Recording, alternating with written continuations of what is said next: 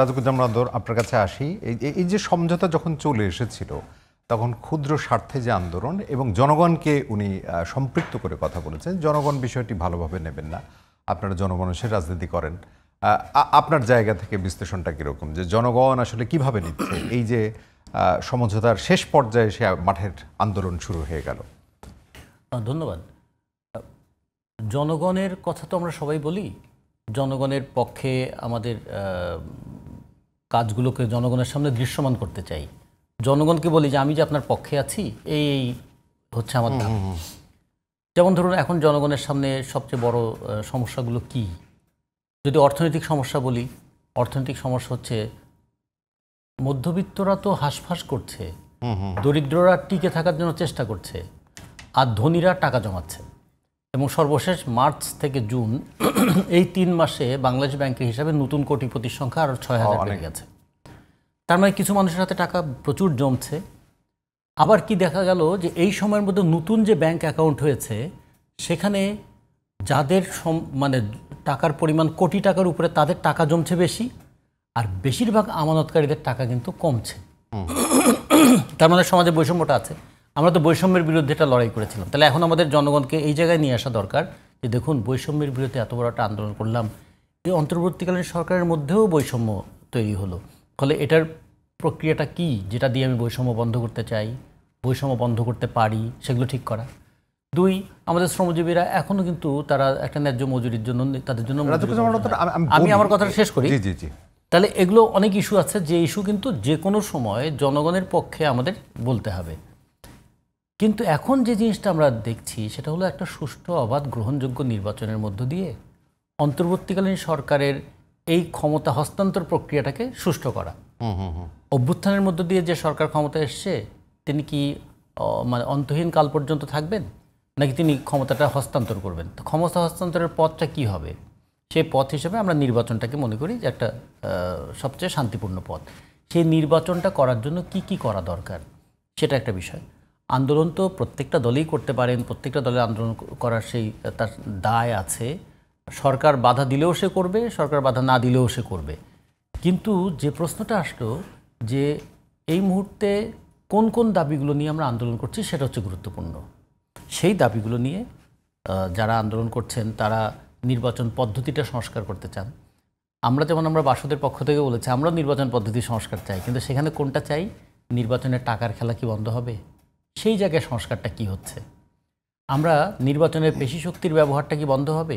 সেই জায়গায় কি পদক্ষেপটা নেওয়া হবে? নির্বাচনের ক্ষেত্রে পুলিশ এবং প্রশাসনের রোলটা কি হবে? সেই ক্ষেত্রে সরকারের ভূমিকাটা কি হবে?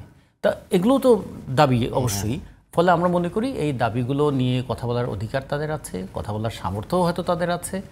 ফলে আমরা মনে করি সব কিছুই শেষ পর্যন্ত যেন এই জায়গায় হয়, অভ্যুত্থানের মধ্য দিয়ে যে আকাঙ্ক্ষাটা তৈরি হয়েছিল সেই আকাঙ্ক্ষাটা বাস্তবায়নের জন্য একটা নির্বাচিত সরকার দরকার।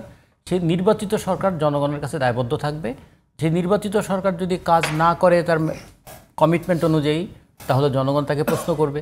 নির্বাচিত সরকার সে যদি তার যে ইস্তেহার যা ঘোষণা করেছে তা অনুযায়ী কাজ না করে, তাহলে জনগণ তাকে প্রশ্ন করবে।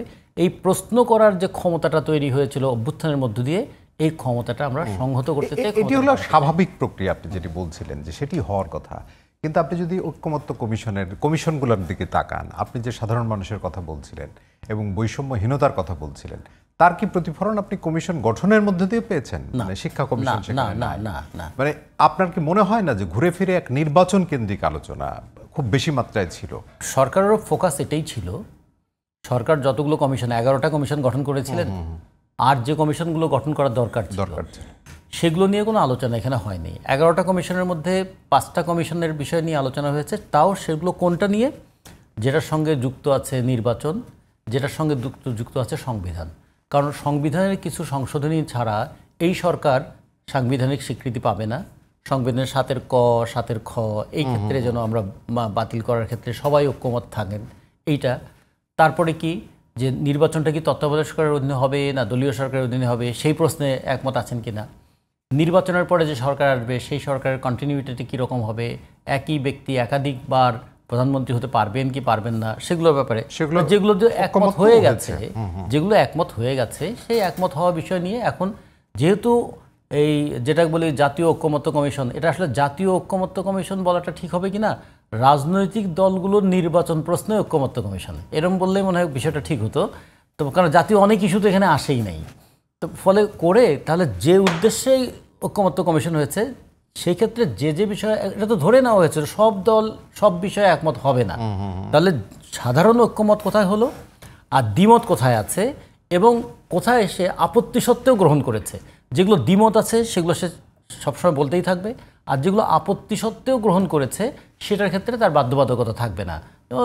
যেমন আমরা কোনো কোনো বিষয়ে আপত্তি সত্ত্বেও হয়তো গ্রহণ করতে পারি, পরবর্তীতে আমরা বলবো যেটা যেহেতু আমাদের আপত্তি ছিল এটা আমাদের পালন করতেই হবে, এর কোনো বাধ্যবাধকতা।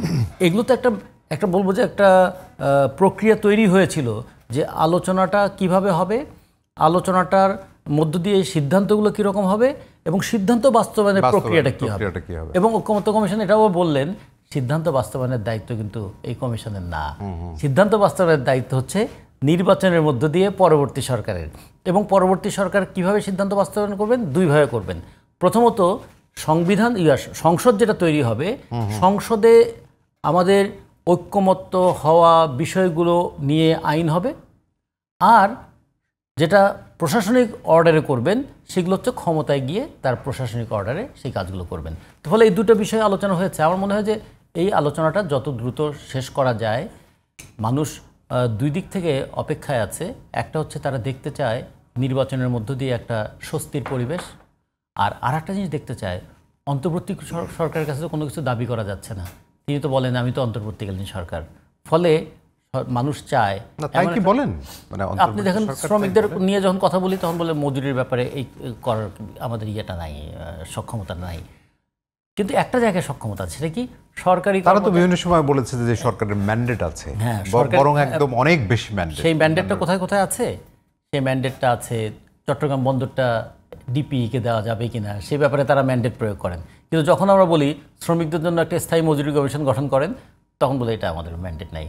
কোন সময় ম্যান্ডেট আছে এবং কোন সময় ম্যান্ডেট আছে নাই, এটাও কিন্তু তারা তাদের সুবিধাজনকভাবে এটা বলছে। এবং টিসিবির যে ট্রাক সেল সেটিও বন্ধ করা হয়েছে, সেটাও সেই ক্ষেত্রে বোধহয় তাদের ম্যান্ডেট নাই জায়গা থেকে। তো এইরকম আমরা যেন বলি যে অন্তর্বর্তীকালীন সরকার, যেহেতু বলাই হয়েছে অন্তর্বর্তীকালীন সরকার, তার মানে এর পরে একটা স্থায়ী সরকার হবে।